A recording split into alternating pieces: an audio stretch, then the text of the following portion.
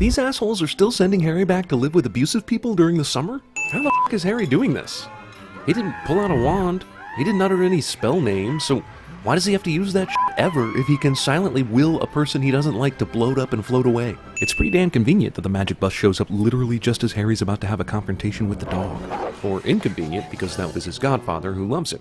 And a lot of worry and mystery could have been alleviated if the bus had simply been 3 minutes slower. But the Muggles, can't they see us? Muggles? They don't see nothing, do they? All that bullshit with Ron, Harry, the flying car, and the Muggles was a bunch of bullshit. Cat Wilhelm scream. Looking forward to a new term? Yeah, should be great. Right, because every other year at Hogwarts has been peachy. Why would I go looking for someone who wants to kill me? Oh, I don't know. The events of the last 2 movies might lead someone to think that. Come on, everywhere else is full. You've checked 4 compartments! Who do you think that is? Professor R.J. Lupin. Since when do professors ride along with students on the train to Hogwarts? Sirius Black has escaped from Azkaban to come after you. No kid this age would ever tell important secrets to their friends in this close proximity to a teacher, even if they thought that teacher was asleep. Boy, it sure is lucky they picked the one compartment where a professor just happened to be sleeping. When did the Hogwarts choir learn this song? During their summer break? This is the first night of school. Or is this some kind of school song or annual tradition to sing a song about something wicked coming? Unlike the Oracle, the new Dumbledore feels no need to explain his altered appearance. A word of caution. Dementors are vicious creatures. This warning came just in time. Dumbledore clearly said the Dementors would be stationed at every entrance to the grounds, and instead they're all just hovering out over the water. Already they are f***ups. Taking the form of a giant spectral dog, it's among the darkest omens in our world. I'd be scared, except Harry faces death every year and lives, so this is really just another day. Supposed to stroke it. Ah, the things you learn at the age of 13. Then you wait and see if he bows back. And if he does, you can go and touch him. If not, well, we'll get to that later. I'm beginning to think the adults at Hogwarts purposely withhold information for sheer comic relief. The director said, let's give you an apple to eat in this scene so you'll look like even more of an asshole. Anything that flies in the Harry Potter universe is contractually obligated to do some soaring laps over Hogwarts Castle. It's great to see all those Dementors still flying around and doing their job. Oh wait. Class dismissed! Hopefully Buckbeak doesn't kill any of you while I'm gone. Hermione isn't old enough to be hot yet. Black could be anywhere. That's racist. Also, there's nothing the entire magical kingdom can do to find Sirius Black. If only he were stranded on the side of the road needing a bed for the night. Also, wizard newspapers make ridiculous text layout decisions. No one knows. When'd she get here? If Hermione is using a time travel device so that she can be in 2 places at once, why would Ron notice anything abnormal? Ridiculous! Holy shit, she just turned that cobra into something even scarier. Why is everyone laughing? That's enough for today. If you'd all like to collect your books. No one else gets a turn because Harry bogarted the boggart. Your mother, Lily's. Oh, yes. I knew her. This dude totally f***ed your mom, Harry.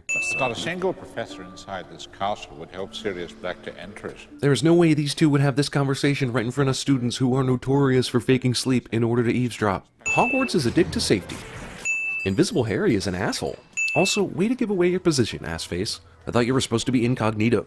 Yeah, that door always just opens on its own. No reason to think that's suspicious. It sure is fortunate that the Minister of Magic and Professor McGonagall decided to visit this random pub owner so that Harry could hear some extremely crucial information he could use later. Character who really needs glasses loses glasses during crucial action sequence cliché. If only there was a spell to improve one's vision. Or if only those glasses were stranded on the side of the road needing... Yeah, never mind. Did the Whomping Willow's branch stop so that Hermione could grab onto Harry? Oh man. If he would only fallen right side up. Oh well. Maybe next time, Harry. I found him. I know. It's him. I understand. Let's kill him. Come on, let's kill him. What's with the pronoun game? Why scare the kid when you mean to kill the rat? Severus, please. Well, there goes the theory that you need your own personal wand to make magic. So what was all that bullshit in the last movie with Ron's broken wand and the school not giving him a replacement? Also, why is Harry's disarming spell so strong that it blasts Snape across the room, while Snape and Lupin's disarming spell merely disarmed the person? So Lupin turned out to be a good guy after all, and so did Sirius Black. So this movie's primary antagonist is Peter Pettigrew? You almost tore my leg off. I was going for the rat. You were?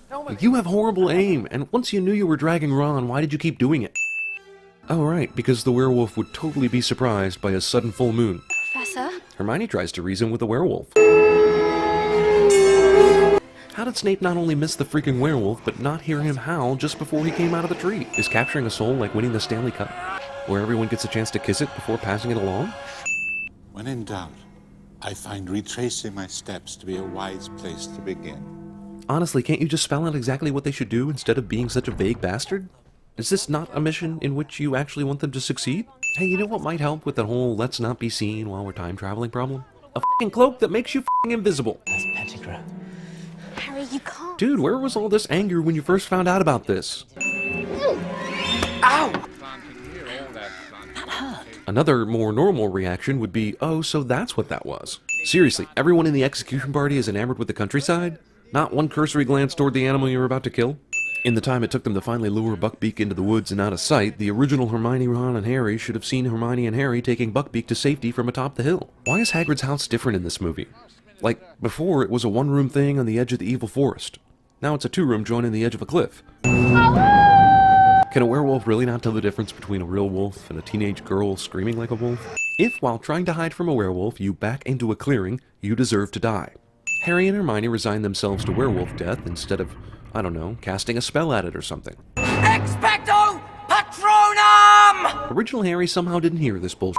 Okay, so they did all the stuff they needed to do. They saved Buckbeak, they distracted the werewolf, and Harry sent Dear Jesus toward the Dementors. But nothing to prevent Peter Pettigrew from escaping? Couldn't they have spent a little time figuring out what they needed to do before they actually left? Invisible cloak? Check. Rat glue traps and or Hermione's cat? Check. I saw myself conjuring the Patronus before. I knew I could do it this time because, well, I'd already done it.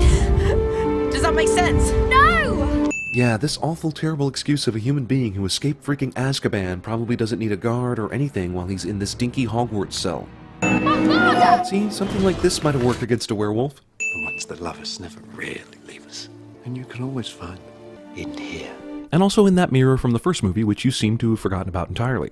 How come Sirius didn't have to do that whole bowing ritual with Buckbeak in order to be able to pat him on the head and then ride him? We have to go. Harry and Hermione run from the courtyard up a dozen flights of stairs to the infirmary in about 5 seconds flat. He's free. We did it. Did what? Good job saving the day. Don't ever use that time machine again, though, no matter how dire things get in future sequels. Let's talk about the movie's time travel. They go back in time, but practically everything we see them do is stuff that happened the first time through. Harry getting hit with a rock, distracting the werewolf, etc. This is a paradox of Terminator proportions unless there's an original unique experience where the time turner isn't being used. Harry and crew would go to Hagrid's cabin and likely get caught by Dumbledore. Then none of the things we see happen would actually happen. They don't save Buckbeak, Ron doesn't lose his rat, Sirius doesn't drag Ron into the tree and into the shack, Harry doesn't find out Scabbers is Peter Pettigrew, Lupin turns into a werewolf somewhere else, and Sirius doesn't get nailed by the Dementors. And scene. The problem with this, though, besides the fact that we in the audience didn't get to see this original experience, is that at this point, only Buckbeak has been harmed, and you weren't using a time travel device just to go back and save that asshole. They don't have any other motivation to begin going back and trying to fix stuff. Thus, a paradox. None of it made any difference. Pettigrew escaped. That's what I'm saying!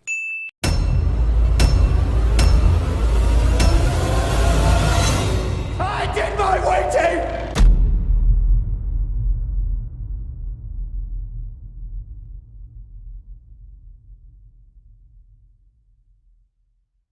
He's been sighted! He's been sighted! Who? Sirius Black! Dufftown? That's not far from here. Duffman is thrusting in the direction of the problem. I tend to skip a day now and again, you know. I used to be a werewolf, but I'm all right. No! No! Gregory, no! Oh, this is bad, Wendy. Hold on to me.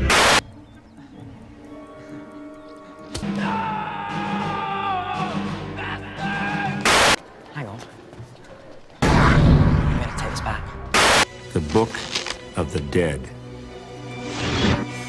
Bound in human flesh and inked in blood, this ancient Sumerian text contained bizarre burial rites, funerary incantations, and demon resurrection passages.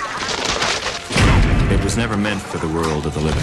See, if I asked if you want some dinner, and you with the egg roll and started trying down, I said to myself, this motherfucker, he's carrying on like he ain't got a care in the world, and who knows? Maybe he don't.